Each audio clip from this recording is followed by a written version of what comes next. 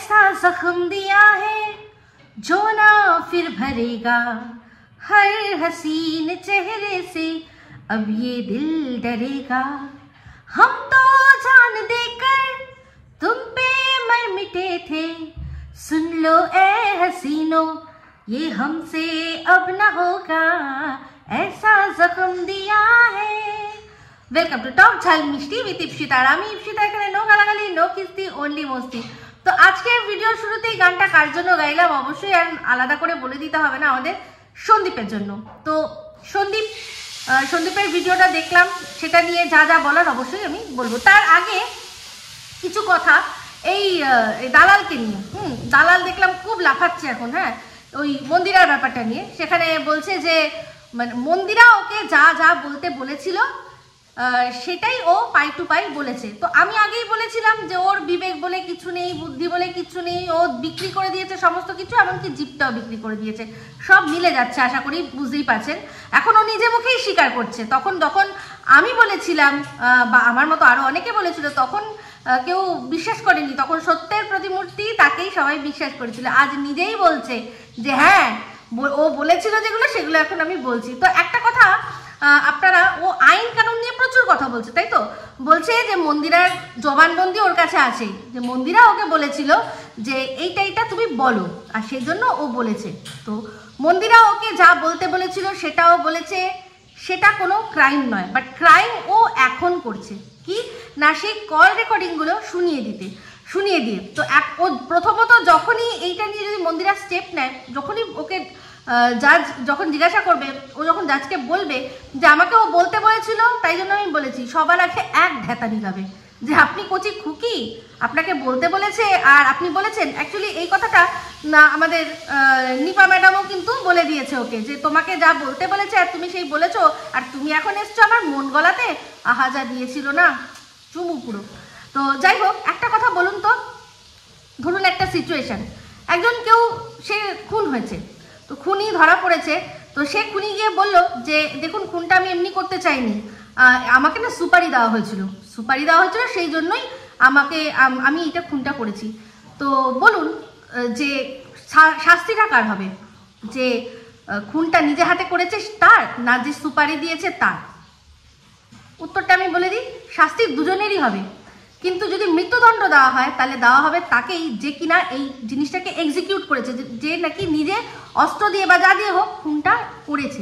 তোমাকে বললেই তুমি করবে, এটাই হচ্ছে, আশা করি বোঝাতে পারলাম। তো ও খুব লাফাচ্ছে, মন্দিরাদের বলছে যে হ্যাঁ হ্যাঁ হ্যাঁ কর তুই তোরা কেস কর। তো আমি বলবো মন্দিরা বা সোমনাথ, তোমরা কেস করো, কারণ ও যেগুলো করছে সেগুলো ভীষণভাবে ক্রাইম, তার ধারাও তোমাদের বলে দিয়েছি। ঠিক আছে, চলে আসি এবার সন্দীপের ভিডিওর মধ্যে।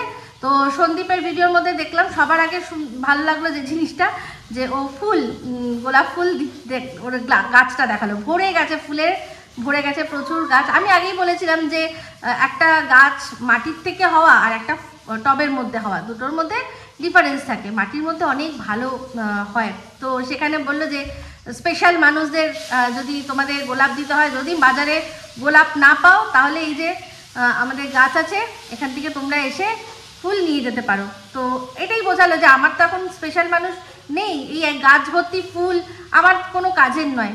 তো যদি তোমাদের লাগে তোমরা নিতে পারো। আর আরেকটা জিনিসও সন্দীপ দেখলাম, সেটা বলেছে, সেটা প্রিয়ার ছেলের জন্য ও আলাদা করে বলে দিয়েছে যে ওর পাশে যাতে সবাই দাঁড়ায়। খুব ভাল লাগলো এই কথাটা, সবাই বলছে। তো আমি অন্য কোনো বড় ব্লগারদের আমি দেখিনি তাদের ভিডিওর মধ্যে আলাদা করে ও বলেছে, সবাই শেয়ার করে দিয়েছে যে যার কমিউনিটিতে। বাট সন্দীপ সুন্দর করে মানে বুঝিয়ে ব্যাপারটা বললো, যেহেতু অবশ্য ওদের সাথে যাতায়াতের একটা সম্পর্ক ছিল, ওদের সম্পর্কটাই একটু আলাদা, তো সেখানে আলাদা করে বলাটাও সত্যি বানতাহি হ্যাঁ।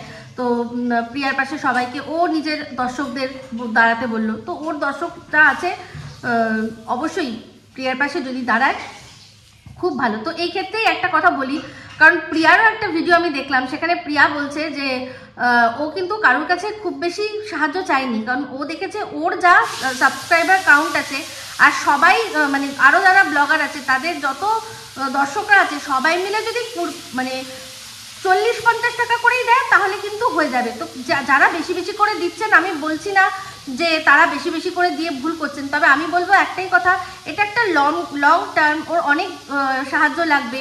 তো একবারে পুরোটা না করে ও যখন যেটা বলছে যে টার্গেটটাও সেট করে দিচ্ছে, আমার মনে হয় সেরকমভাবেই দেওয়া ভালো। তাহলে কি হবে বলুন তো, এই যে ওর ওপর যে ব্লেমগুলো আসছে না এক একটা, আপনারা সবাই জানেন, সব কিছুই আপনারা অবগত আছেন, তো যে ব্লেমগুলো আসছে না, তাহলে এই ব্লেমগুলো আসবে না যে মানে বিশাল কোনো অ্যামাউন্ট, বিশাল বড় কোনো অ্যামাউন্ট নিয়ে, যেটার জন্য আর কি ওর নামে টাকার তছরূপের আসতে পারে কোনো রকমভাবে অ্যালিগেশন, সেরকম না করে সবাই ও যেটা বলছে 40 কি 50 টাকা এরকম করে সবাই যদি দিই, একজন হবে না, সবাই যদি আমরা দিই, তাহলে কিন্তু ওর কাজটা উদ্ধার হয়ে যাবে। আর ও আজকে প্রিয়াও বলেছে যে শুধু একা আমার তো প্রবলেম না, এরকম প্রচুর মানুষের প্রবলেম আছে, আমারটা যখন সলভ হয়ে যাবে আমি তখন কিন্তু বাকি অন্যদেরও সলভ করার চেষ্টা করব। তো এটাও প্রিয়া অনেক বড় কথা বললো। তো আমি এইটুকুই আপনাদের কাছে বলবো যে বেশি নয়, সবাই দিন, যারা যতটা দিতে বলেছে ততটাই দিন, কারণ এরপরেও যাতে আবার যদি ওর সাহায্য লাগে, যাতে ও এসে মানে লজ্জা না করে, সংকোচ না করে যাতে আমাদের কাছ থেকে চাইতে পারে, ঠিক আছে। তো যাই হোক, চলে আসি আবার সন্দীপদের দেখলাম ওই আজকে ঠাকুরের মানে পঞ্চমুখী বজরংবলীর একটা যে টাইলস নিয়ে এসেছিল, সেটা সদর দরজার সামনে দু জায়গায় বসে গেছে, সেটা দেখলাম। ঘরের কাজ তো সব ভালোই হচ্ছে, এটা নিয়ে আর আলাদা করে বলবো কি। তো কৃষাণুর শরীরটা আবারও খারাপ। হ্যাঁ, এই যে আজকে আমি শাল গায়ে দিয়ে বসেছি, কারণ আগের ভিডিওতে বা তার আগের দিনই দেখেছিলেন আমার গায়ে শাল টাল কিছু ছিল না, কারণ ঠান্ডা লাগছিল না। তো এখন ওয়েদারটা এমন এসে পৌঁছেছে না যে একদিন ঠান্ডা লাগবে, এক্ষুনি ঠান্ডা লাগছে, আবার এক্ষুনি গরম লাগবে, কারণ এই ওয়েদারটাই এরকম। যতক্ষণ না পুরোপুরি গরমটা পড়ছে ততক্ষণ কিন্তু এই ওয়েদারটা সবচেয়ে বাজে ওয়েদার। আর এই ওয়েদারটা হচ্ছে সবচেয়ে উপযোগী বিভিন্ন ধরনের রোগ ফোগ ভাইরাসের বড় হওয়ার জন্য, সেটা বৃদ্ধি পাওয়ার জন্য, সেটা সবচেয়ে একেবারে আইডিয়াল উপযুক্ত সময়। তো সেই জন্যই একটু গরম লাগছে বলে সমস্ত কিছু খুলে টুলে দিয়ে বসার মানে উচিত না। তো ওরা আগের দিন বেড়াতে গেছিলো, খেতে গেছিলো, যদিও গাড়ি করে এসছে, যেখানে নেমেছে সেখানে সেই জায়গাটাও একটা বদ্ধ জায়গা, সেখান থেকে খেয়েছে, আবার সেখান থেকে গাড়িতে উঠে এসেছে। তো ওর কোনোভাবেই রাস্তায় কোনো দিনও ঠান্ডা লাগার কোনো চান্স নেই। আর গেছিলো জ্যাকেট প্যাকেট সব চড়িয়ে। তো অ্যাকচুয়ালি ব্যাপারটা এটাই যে ওকে যে ওষুধটা দেওয়া হয়েছিল, বুঝলাম যে ও অ্যান্টিবায়োটিকটা দেয়নি, ও দেখছিল যদি নিজের থেকে সেরে যায়, যদি ঠিক হয়ে যায়। আমিও কিন্তু এই জিনিসটা করি, যখন দেখি বাচ্চার শরীর খারাপ হয়েছে একটা দিন একটু অপেক্ষা করি, কারণ মানে ওষুধ খাওয়ালে, অ্যান্টিবায়োটিক খাওয়ালে তো খাওয়ানোই যায়, কিন্তু যতটা অ্যাভয়েড করা যায়। তো সেই জন্য দেখেছে, যখন দেখলো যে না এবার তো কাজ করছে না, মানে ওষুধ ছাড়া কাজ হবে না, তখন ওষুধটা দেওয়া হয়েছে। তো ওষুধটা দেওয়া হয়েছে সঙ্গে সঙ্গে, মানে একদম ডোজটা ঠিকঠাক করবে, ছেলে একদম আমাদের চাঙ্গা হয়ে আবার যেরকম লাফায় ঝুম মাচাতে থাকবে। কিন্তু ছেলেটার মুখটা ছোট হয়ে গেছিল। তো যাই হোক, অনেকেই অনেক কথা বলছেন। আজকে চিন্তা করে দেখুন এর মা তো ভিডিও নিশ্চয়ই ভিডিও দেখে, কারণ ওদের ভিডিওতে যা হচ্ছে সেটার অনুযায়ী তো ও নিজের কন্ট্রোভার্সির গুটিগুলো সাজায়, নাহলে ওর তো ভিউজ হয় না, বুঝতেই পারছেন। তো সেখানে যখন দেখছে যে ছেলেটার শরীরটা খারাপ, তো সেটার জন্য তো একটা কোনো কথা, যখন চালাক চতুর দাদাকে উত্তর দেওয়ার হয় দেয়, সমন নিয়ে কথা বলার হয় বলে, সমস্তই যখন বলে, তার ছেলের জন্য দুটো ওয়ার্ড যদি ব্যয় করতে পারে, কিন্তু না, ও করবে না। কারণ ফিলিংস থাকলে মানুষের তবে না করবে। ও যেই জীবনটা ছেড়ে চলে এসছে, আপনারা কেন বারবার করে সেই জীবনের জন্যই আবার ওকে দোহাই দিচ্ছেন আমি জানি না।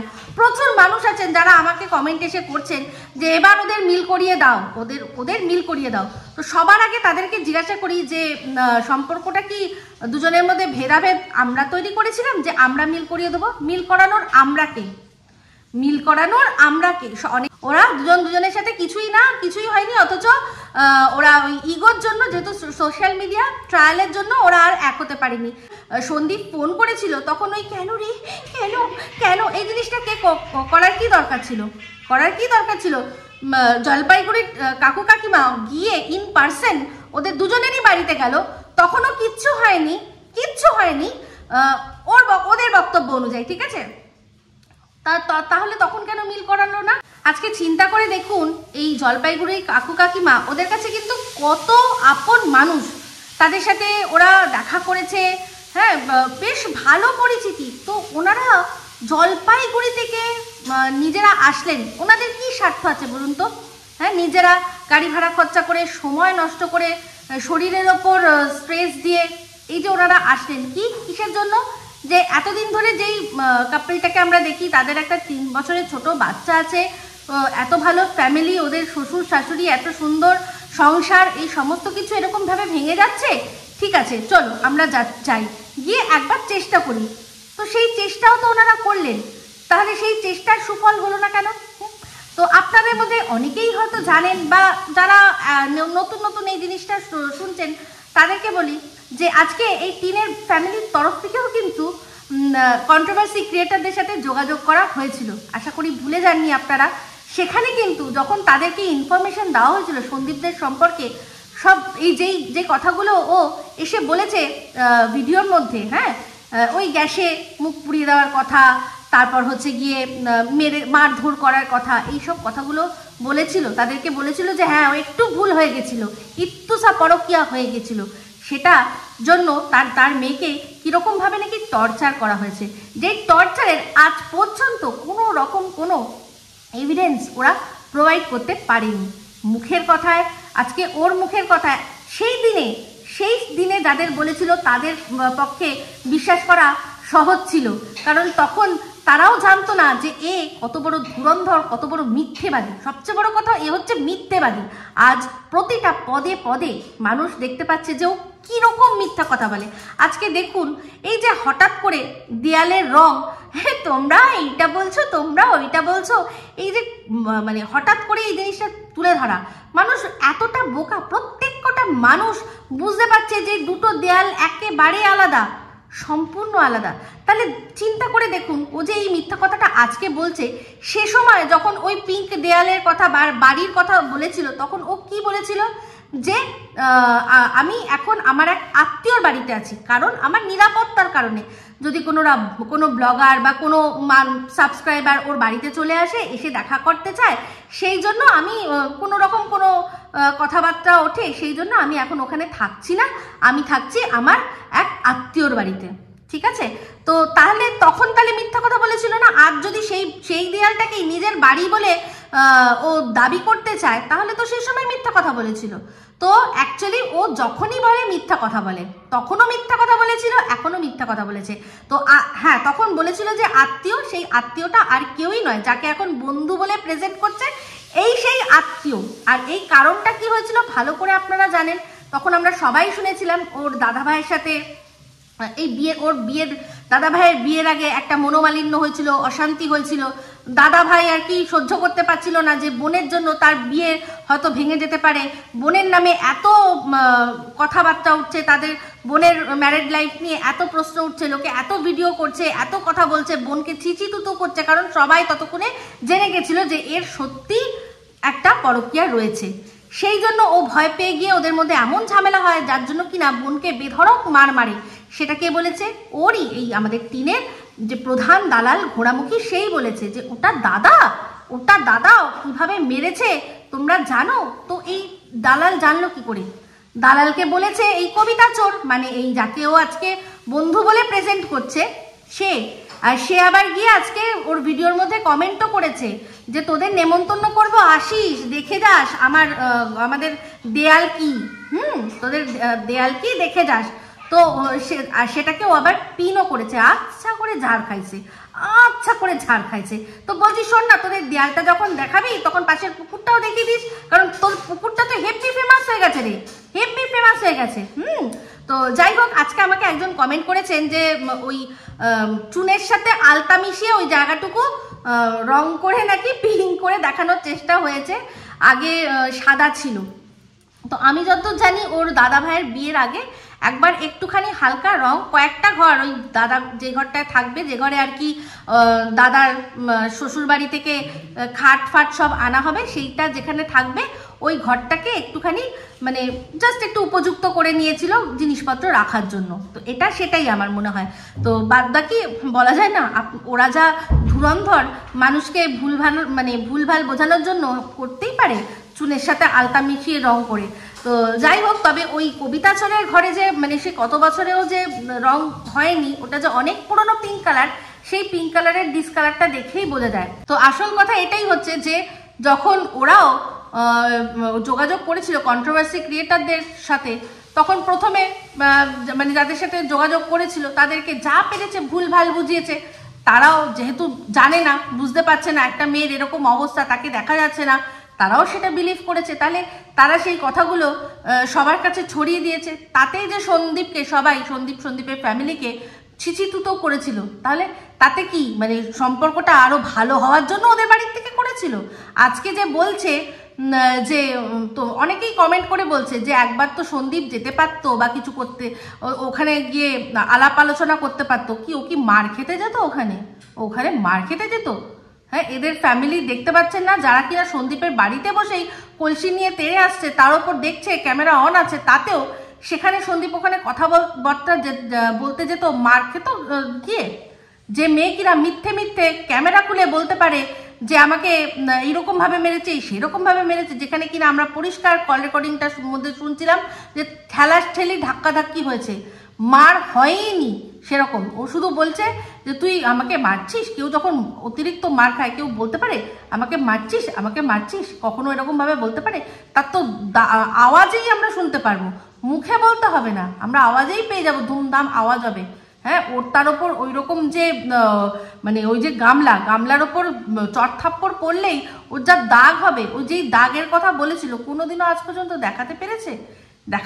ওর কৃষ্ণনগরেও তো একজন গিয়ে পৌঁছেছিল, শুধু হাতের এখানটা কুনুইটা ছড়া, এইটা ছাড়া আর কিচ্ছু ছিল না। মানুষের মধ্যে যখন এইসব ধরনের অশান্তি ঝগড়া হয় না, সবার আগে কি হয় জানেন? যে কোনো মানুষের সাথে মানুষের যখন ঝগড়া হয়, সবার আগে হাত ওঠে গালে। মানুষ এটা জানি না কিভাবে, সবার আগে মানুষকে একটা চড় মারে। তো ওই সন্দীপের হাতে চড় যদি খেত না, ওর 5 আঙুলের দাগ বসে যেত। এটা আমি তখন সেই সময়ই বলেছিলাম। এই সবগুলো দেখে আমার তখনই সন্দেহ হয়েছিল যে এই মিথ্যে কথা বলছে, সম্পূর্ণ ফাঁসাচ্ছে নিজের নোংরামিটাকে ঢাকার জন্য। তো আজ সেটা সবাই জেনে গেছে। তো সেখানে আজকে মানুষ বলছে এসে যে মিল করিয়ে দাও। ওনারা পারলেন না, সেখানে আমরা কে? তাও তো চেষ্টা করেছিলাম। তো একটা কাজ করুন না, আজকে এই যে আমাকে না বলে, আরো কন্ট্রোভার্সি ক্রিয়েটারদের না বলে, ওর বন্ধুকে বলুন না। ওর যে বন্ধু আছে, এত ভালো বন্ধু, সে কেন তাহলে চেষ্টা করলো না? সে তো সবসময়ই শুনছিল যে তার নাম নিয়ে কথা হচ্ছে। সে এমনকি যখন ওর নাম নিয়ে লিখলো যে হ্যাঁ আমি একেই ভালোবাসি, তাহলে সেই বন্ধু কেন বললো না না এসব কি লিখছিস, এসব লিখিস না, তুই তোর বরের সাথে সুন্দর করে সংসার কর? সে কেন বললো না? হ্যাঁ, সে তো উল্টে সমস্ত সব কন্ট্রোভার্সি চ্যানেলে গিয়ে ইন্টারভিউ দিচ্ছে যে সে ওকে অন্য জায়গায় ভাড়া করে রেখেছে। তারপর মানে আমতা করে যখন বাই চান্স জিজ্ঞাসা করেছে যে ও কোথায় আছে, তখন ও করে যে আমি ওকে অন্য জায়গায় রেখেছি। ওই রেখে মানে রক্ষিতা হয়েই থাকতে হবে, রেখেই থাকতে হবে। সন্দীপের উচিত সেই রকম ভাবেই করে রাখা, যাতে ওই ট্যাগটা পড়ে। আর তার সাথে যদি যে সন্তান হয়, সে যেন অবৈধ সন্তানের ট্যাগ নিয়ে জন্মগ্রহণ করে, সবচেয়ে ভালো হবে তবেই। তো যাই হোক, তো সেখানে বলছে আমি রেখে দিয়েছি। আরেকজন কন্ট্রোভার্সি ক্রিয়েটার এসে বলছে বাড়িতে যখন অশান্তি হয়েছে তখন সরকারের বাবা এসে হাতটা ধরেছে, 6 মাস পরে বাজবে বিয়ে বাজনা। তো 6 মাস পর এই যে শুনলেন না যে ঠাম্মি আসছে, 6 মাস হচ্ছে কবে? মার্চ মাসে। ঠাম্মি আসার কারণটা আশা করি আপনারা বুঝতে পারছেন। মানে সে সময় তো যা হওয়ার হয়েছিল টেম্পোরারি একটা ব্যবস্থা, নিজেদের মনকে স্যাটিসফাই করার জন্য, যেটাতে কিনা না শাস্ত্র সম্মতি দেবে না দেশের আইন সম্মতি দেবে। কিন্তু এই 6 মাস পরে জানেন 2-3 বার সমন যাবে, সমন আসবে না, একতরফা ডিভোর্স নেব। 6 মাস পরে আমাদের বিয়ের বাজারে যেদিন একেবারে ঢাকঢোল পিটিয়ে মানুষকে বলে দেওয়ার, সেদিনই বলবো বলে এই একটা ব্যবস্থা। সেই জন্যই ঠাম্মিকে এখন আনানো, তাই না? আশা করি আপনারা বুঝতে পারছেন। বাট সেগুড়ে বালি, উচিত সন্দীপের সেই জিনিসটা করা। হ্যাঁ, অবশ্যই ও এই জিনিসকে মানে সারা জীবন তো বয়ে বেড়াবে না, অবশ্যই এর থেকে মুক্তি সন্দীপ মুক্তি পাবে। ও কি, ও তো মুক্তি পাওয়ার জন্য মুক্তি পাচ্ছে না, ও তো আরেকটা জায়গায় বন্দি হওয়ার জন্য চাইছে। মুক্তি যদি অ্যাকচুয়ালি কেউ পাওয়ার হয় সেটা হচ্ছে সন্দীপের। সন্দীপ মুক্তি পাবে, কিন্তু শর্ত থাকবে। প্রথমত যা যা নোংরা নোংরা কথা, যে মিথ্যা কথাগুলো বলেছে, সেই মিথ্যা কথাগুলো প্রত্যেক কটা মিথ্যা, সেই কথাগুলো স্বীকার করে ক্ষমা চাওয়ানো উচিত সন্দীপের। আর আরেকটা পরিষ্কার কথা, যে একমাত্র একটাই শর্ত, ছেলের তুমি কাস্টাডি পাবে না। হ্যাঁ, মা তুমি দেখা করতেই পারো, সেটা অবশ্য আদালতও তাতে কোনো আপত্তি করবে না, যে মাসে একবার বাচ্চার সাথে মা দেখা করলো। আদৌ সে মায়ের আদৌ দেখা করবে কি করবে না, সেটাই সবচেয়ে বড় প্রশ্নচিহ্ন। এত কিছু দেখছে, এত কিছু করছে, সেখানে গিয়ে কোন চ্যানেলে কোথায় বলেছে যে কে কমেন্ট করেছে, সেখানে বলেছে যে সন্দীপের বাড়িতেও নাকি আইফোন ইউজ করতো। সেটা নিয়ে ওর দালাল ফোন করেছে, ভিডিও করেছে, সেখানেও কমেন্টের মাধ্যমে সেটা গিয়ে বলে দিচ্ছে, না না আমি কোনোদিনও ওই বাড়িতে আইফোন ইউজ করিনি, আমি OnePlus-এর ফোন ইউজ করতাম। মানে বুঝতে পারছেন ওর সম্পর্কে যেখানে যা কথা হচ্ছে সমস্ত কিছু নখদর্পণের ওর, শুধুমাত্র ছেলের জন্য নয়। তো সেই ছেলের জন্য জানি না এই সবগুলো যদি দেখায় মহামান্য আদালত, সেটাও বিচার করে আদৌ ওর সাথে দেখা করতে দেবে কি দেবে না। আমি যত জানি দাওয়ারি কথা, মা যতই যাই হোক দেখা করার কথা। এবার বাদবাকি মা কত দেখতে আসবে সেটা নিয়ে আমার প্রশ্ন আছেই, প্রশ্ন সারা জীবনের জন্য থেকে গেল। তো অবশ্যই বাচ্চার কাস্টাডি সে পাবে না, সেই শর্তেই কিন্তু সন্দীপের উচিত ওকে মানে নিজেকে মুক্ত করা আর ওকে ওই বন্দি দশায় আবার পৌঁছে দেওয়া। তো যাই হোক, আজকে সন্দীপের ভিডিওটার মধ্যে যেটা দেখছিলাম, ওর মন সত্যিই খুব খারাপ। অ্যাকচুয়ালি ওর ভালোবাসায় তো কোনো খাত ছিল না। হ্যাঁ হতে পারে বিছানায় যতটা দরকার ছিল ততটা ভালোবাসা ও দিতে পারেনি, সেই জন্যই আজকে এই অবস্থা। কারণ সে তো পরিষ্কার বলেছে তার অন্য কোনো কারণ ছিল না, আর কোনো কারণ ছিল না, তার এক এবং একটাই মাত্র কারণ। সে আর তার সমস্ত দালালরা বলেছে এক এবং একটাই কারণ, যে বিছানায় ওর হচ্ছিল না, স্যাটিসফাই হচ্ছিল না, মানে আরও বেশি পরিমাণে দরকার ছিল। ওর বাড়ির লোকেরাও ফোনে আলাপ আলোচনা করেছে যে ছোট্ট মেয়ে যতটা দরকার ততটা পায় না, তো সেই জন্য ডিভোর্স চাই। মানে শারীরিক খিদে মিটছিল না, ঠিক আছে।